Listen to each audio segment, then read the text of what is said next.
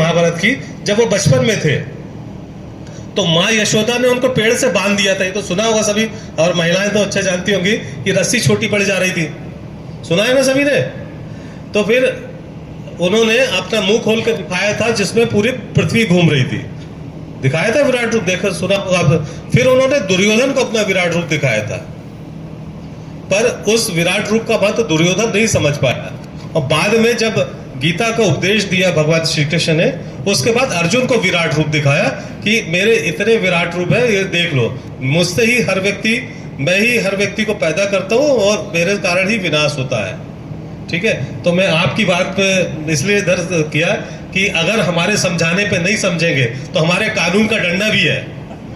ठीक है, तो पहले हम प्रेम से लोगों को समझाएंगे कि समझे हमारी बात को। नहीं, सरकार के पास कानून का डंडा भी है कि हम, अगर आप हमारी बात नहीं मानेंगे, अगर जो सच्चरितार्थ की बातें हैं, जो हमारी व्यवस्था होनी चाहिए, वो नहीं मानेंगे, तो हमारे पास सरकार ने जो, जिसमें उस संविधान में भगवान का फोटो ही है, तो वो हमारे पास भी है, तो हम उस चीज को मनवा भी सकते हैं। अभी बहुत सारे जगह भजगड़ियों के खिलाफ मामले पंजीबद्ध हुए इस जिले में। तो मेरा सभी से आग्रह है कि हम इन सब चीजों को माने।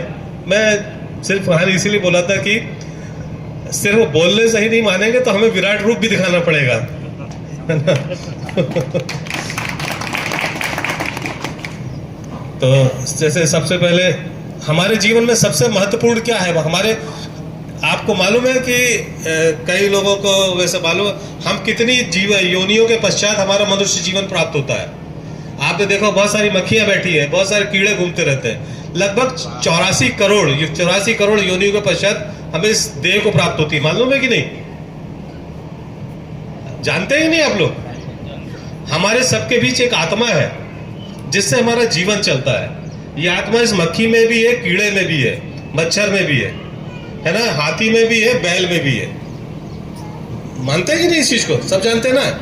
और बड़े कोशिशों के बाद, बड़े अपने परिष्कृत करने के बाद हमें यह मनुष्य जीवन प्राप्त होता है कि नहीं होता है? तो हमारे करोड़ों वर्ष की तपस्या के बाद आज हमको यह जीवन प्राप्त हुआ है कि नहीं हुआ है? और हम उस जीवन को काय में नष्ट कर रहे हैं? बताइए, काय में नष्ट कर रहे हैं? दारू पीकर है? कर रहे हैं कि नहीं कर रहे हैं? और कितनी अधिक पी रहे हैं दारू कि कई लोग तो नाली में पड़े रहते हैं। तो अच्छी बात है ये। हमारे शरीर के छोटे छोटे सेल होते हैं, मालूम है कि नहीं आप? हमारे शरीर कई इकाइयों से मिलकर बना हुआ है। सबसे छोटी इकाई जो होती है शरीर की, परमाणु कहलाती है। जिन लोगों ने साइंस, परमाणु जानते हैं कि नहीं? परमाणु होता, शरीर के अंदर भी एक छोटा से छोटा कण होता है, वो परमाणु कहलाता है। परमाणु से भी छोटी कोई चीज है क्या? बताइए।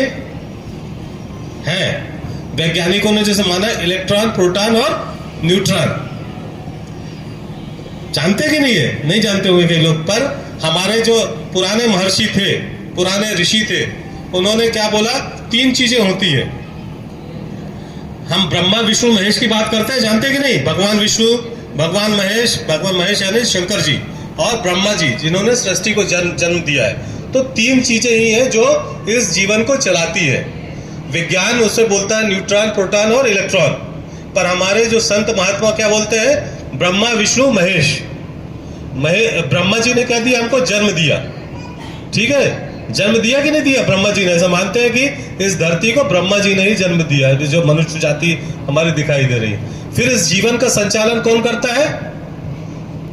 विष्णु जी। पालन करता कौन है? भगवान विष्णु मानते हैं। और संहारक कौन है?